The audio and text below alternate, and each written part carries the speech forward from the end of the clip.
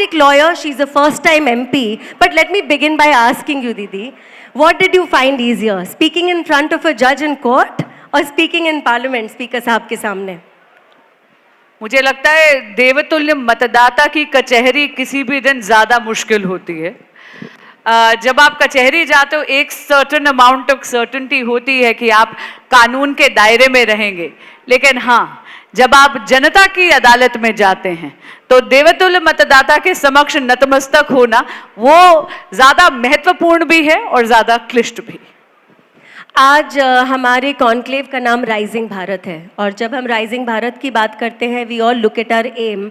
22 years later, Bharat will turn 100 and we aim to be a developed country, विकसित भारत। तो आपको हमारे इस करंट जर्नी में क्या हर्डल्स लगते हैं और क्या एक्सेलरेटर्स लगते हैं? देखिए, हर्डल सबसे बड़ा है हमारा कॉलोनियल पास्ट। ये जो 200 साल की गुलामी हमने करी है ना, इसने केवल हमारे इतिहास को ही कलंकित नहीं करा, इसने हमारे आत्मविश्वास को भी तोड़ा है। और यहाँ पर मैं देख रही हूँ, क्योंकि भारत का यूथ बैठा है, ये केवल भारत का भविष्य ही नहीं है, ये भारत का भावी नेतृत्व भी है। वो दिन दूर नहीं चारू जिस दिन मतदान केंद्र की लाइन में लगकर इन्हीं में से आप अपना अगला सांसद, अपना अगला विधायक या अगली पार्षद को आप चयन कर रहे होंगे। तो सबसे ज्यादा महत्वपूर्ण है भारतीयता में एक तरफ का एक गर्व का अनुभूति वापस लाने, और इसके लिए मुझे लगता है कि मोदी सरकार अथक प्रयास कर रही है। लेकिन कहीं ना कहीं वो जिम्मेदारी हमारे आज के यूथ पर है कि इनोवेशन के साथ इंक्लूजन, स्किल के साथ संस्कार, इसका एक कॉम्बिनेशन बनाकर उनको आगे बढ़ना पड़ेगा। That's beautifully said. Skill के साथ संस्कार, and I will take back that with me. And while we are on the topic of youth, Didi, what do you think are the 3 priorities our youth need to set today? क्योंकि after all, विकसित भारत बनाने वाले ये लोग होंगे। बिल्कुल, भारत की नींव को सुदृढ़ करने वाली पीढ़ी हमारे सामने बैठी है, और मुझे लगता है सबसे ज्यादा अगर 3 चीजें मुझे लेना होगा, then first will be skill development. अपने आप को केवल एक डिग्री तक सीमित मत करिए, अपने आप को केवल और केवल कॉलेज तक सीमित मत करिए। You know, we are a brilliant generation. हम एक ऐसी जनरेशन है जहां स्मार्टफोन के माध्यम से पूरे के पूरे विश्व का ज्ञान आपकी हथेली में है। So just make sure that you actually keep ensuring that you keep honing your skills. That's number 1। Number 2, मुझे लगता है कि यूथ को पॉलिटिकल पार्टिसिपेशन में बहुत ज्यादा ध्यान देना है। कई लोग कहते हैं अरे politics is a very dirty game. If it's a dirty game, इसको साफ करने की जिम्मेदारी किस पर है? तो मैं यूथ को इनकरेज करूंगी, और वैसे भी आदरणीय प्रधानमंत्री श्री नरेंद्र मोदी जी ने लाल किले के परिसर से, आपको याद होगा, पिछली 15 अगस्त को बोला था कि 1 लाख यूथ जिनका किसी भी प्रकार की राजनीतिक पृष्ठभूमि नहीं है, उनको यूथ को इंगेज करना है, उनकी पॉलिटिकल पार्टिसिपेशन इंश्योर करनी है। तो मैं यूथ को यह कहूंगी कि यूथ लेड डेवलपमेंट एक सपना नहीं, एक संकल्प है, और इसको सिद्धि तक ले जाने की जिम्मेदारी आपकी है। और तीसरी, जैसे मैंने कहा, बी इनोवेशन को, टेक्नोलॉजी को, इसको अपनाइए। AI is already here to stay, and I think that is a boon. It's not a bane, it's a boon. तो टेक्नोलॉजी को अपनाइए, इनोवेशन को अपनाइए, be a job creator rather than a job seeker. Thank you. And they like that answer. यहाँ पर सब graduate students हैं दीदी, and going forward they are going to plan their education, they are going to plan their careers. You have studied at Oxford, so you've had global exposure. You have come back and practiced in Indian courts, and now you're representing a constituency in the parliament. So how important do you think it is for our youth to have global exposure? Global outlook इसलिए जरूरी है क्योंकि विश्व एक डब्बा बन गया है। Globalization is the reality of today's world. आपको पता होना चाहिए कि कहीं पर भी विश्व में किसी भी कोने में अगर वॉर हो रही है, उसका डायरेक्ट इंपैक्ट भारत में पड़ेगा ही पड़ेगा, चाहे फ्यूल प्राइसेस पे पड़े, चाहे हमारे वहाँ के समुदाय पर पड़े, उसका कहीं ना कहीं एक बटरफ्लाई इफेक्ट आपको मिलेगा ही मिलेगा। लेकिन मैं इतना ज़रूर कहना चाहूँगी चारू कि 2014 के बाद चीज़ें बहुत अलग हैं। मैं ऑक्सफोर्ड पढ़ने गई थी 2010 में।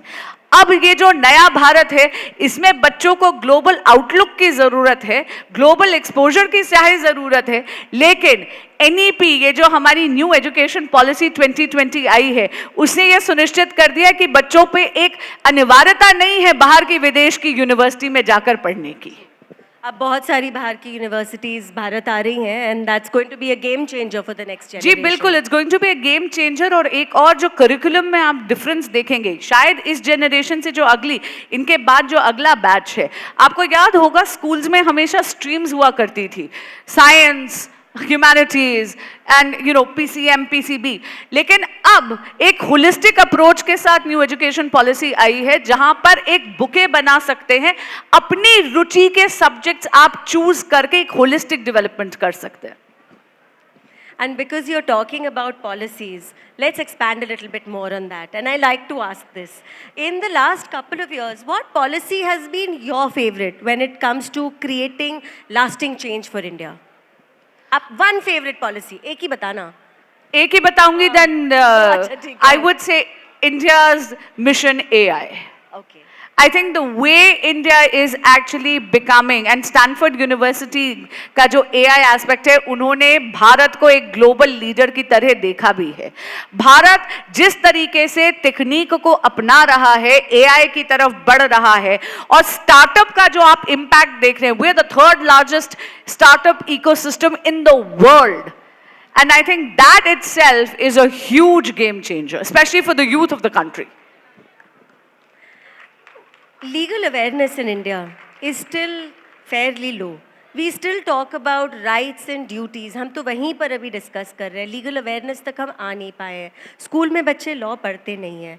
How important is that? How much very we push for important, that? Very very important. ये जो थानेदार से डर लगता है ना, ये भय एकदम काफूर हो जाएगा अगर आप थोड़ा सा भी ज्ञान लीगली अपने राइट्स का, या करंटली जो हमारा लीगल सिस्टम है उसका। और मैं धन्यवाद देना चाहती हूँ मोदी गवर्नमेंट का कि उन्होंने they have ensured with the onset of the new criminal laws, they have ensured कि अब हमारे legal system का जो उद्देश्य है वो दमन नहीं है, वो न्याय है, because these are laws made by Bharatiyas for the Bharatiyas। जितने भी हमारी colonial legacy थी पुराने क्रिमिनल लॉज की, उसको दरकिनार करा गया है। क्योंकि देखिए, जब भी एक विदेशी हुकूमत कानून बनाएगी तो उसका उद्देश्य रहेगा दमन, उसका कभी भी उद्देश्य न्याय नहीं रहेगा। लेकिन मैं यहाँ पे करबद्ध प्रार्थना कर रही हूँ एक एक बच्चे से कि please take out the time. कोई भी आपको वर्दी वाला या बिना वर्दी वाला कोई भी आपका शोषण नहीं कर सकता अगर आप थोड़ा सा समय निकाल कर अपने आप को अवगत कराएंगे कि आपके राइट्स एंड ड्यूटीज क्या है। ड्यूटीज में इसलिए कहती हूं क्योंकि विकसित भारत में अपनी भूमिका निभाने के लिए आपको भी अपने फंडामेंटल ड्यूटीज का एहसास होना चाहिए। Didi, what message do you have for women pursuing leadership, whether in politics or in any other field? Because we also see these double standards in politics, है ना? क्योंकि women are judged by a completely different parameter. And that needs to be done away with. If we want more women to be in positions of power, I think from a very young age, they need to be told that they are powerful. एक वाक्य में कहूं, lead with grit, disarm them with your grace। और एक मैं आपको सच कह रही हूं, देखिए, if the future is female, then the future is now। नारी शक्ति वंदन अधिनियम ने ये तय कर दिया है कि 33% आरक्षण महिलाओं के फेवर में स्टेट लेजिस्लेटिव असेंबलीज और पार्लियामेंट में ये सुनिश्चित कर दिया है। 18वीं लोकसभा, ये मैं सार्वजनिक तौर पे कह रही हूं, 18वीं लोकसभा यानी the present Lok Sabha is the last Lok Sabha where you are going to find women underrepresented। And once again I thank the Prime Minister Shri Narendra Modi ji कि उन्होंने नारी शक्ति वंदन अधिनियम में से विघ्न हरकर यह सुनिश्चित कर लिया है कि 2029 में 33% आरक्षण मेरे देश की मातृशक्ति के लिए। अब मेरे देश की बेटियां भी मेरे देश की भाग्य विधाता बनेगी और नीति निर्माण में अपना योगदान देंगी। The best. Thank you. You grew up watching one of India's finest leaders. You heard her every day. You saw her at work. And I think a lot of that is embodied in you, that commitment to service. What is that one thing you feel you learned from her? निडर रहो, निर्भीक रहो, निर्भय रहो। और मैं आपको हमेशा, मैं कई इंटरव्यूज में ये बात कह चुकी हूँ, I was never daughter of Sushma Swaraj the leader, I was daughter of Sushma Swaraj the mother, and my God what a wonderful mother she was. I'm sure she was. She was so maternal. She was maternal to everyone around her. But मैंने इसे सुना है कि आपके नाम रखने की एक कहानी है आपके बचपन की, और आपका नाम बांसुरी रखा गया उस कहानी की वजह से। जी, माँ ने रखा क्योंकि बांसुरी भगवान कृष्ण की सबसे प्रिय वस्तु है, और मेरी माँ बहुत बड़ी भगवान कृष्ण की उपासिका हैं। And it's a beautiful name. Thank you. If you were not a lawyer, Basuri ji, or a parliamentarian now, what would you have chosen to do if today you could go back and study again? No, if I could go back and study again, I would still choose law. But एक बार वो होता है ना, 12वीं में फितूर चढ़ता है हर किसी को, मुझे भी चढ़ा था फिल्म मेकिंग का। Oh wow, okay. बिल्कुल, फिल्म मेकिंग का बहुत ज्यादा फितूर चढ़ा था। I wanted to be a director, I wanted to be a filmmaker, but I'm very glad कि कृष्ण ने मुझे इधर डाइवर्ट कर कर एक लॉयर बनाया, because I love my profession. And that is very visible. But because we're talking about films, do you ever get time to binge watch anything, Netflix and chill, or read at length? Charu, आजकल ना समय Netflix and chill का नहीं मिल रहा, लेकिन हाँ, अगर आप विपक्ष की अटखेलियां देखेंगे तो they make for a very मसालेदार series. That's true. And what books would you recommend? Because I thought I must ask this. Reading is very important. The more we read, the more we learn. So maybe we can recommend a book or two to the audience here.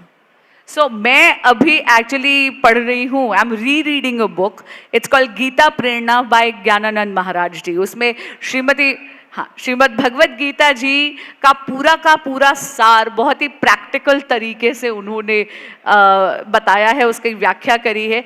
और वो किताब मेरे लिए बहुत special है क्योंकि मेरी माँ उसमें से 2 श्लोक दिन के रोज पढ़ती थी, तो जो प्रति मेरे पास है उसमें उनकी हाथ की लिखी हुई एनोटेशंस हैं। So I am rereading that book right now, but definitely I think reading is very, very important, and I think it takes you and sort of takes you to a different world altogether. And what a blessing that book must be for you every single day. And I want to wrap up with some rapid fire. Please do.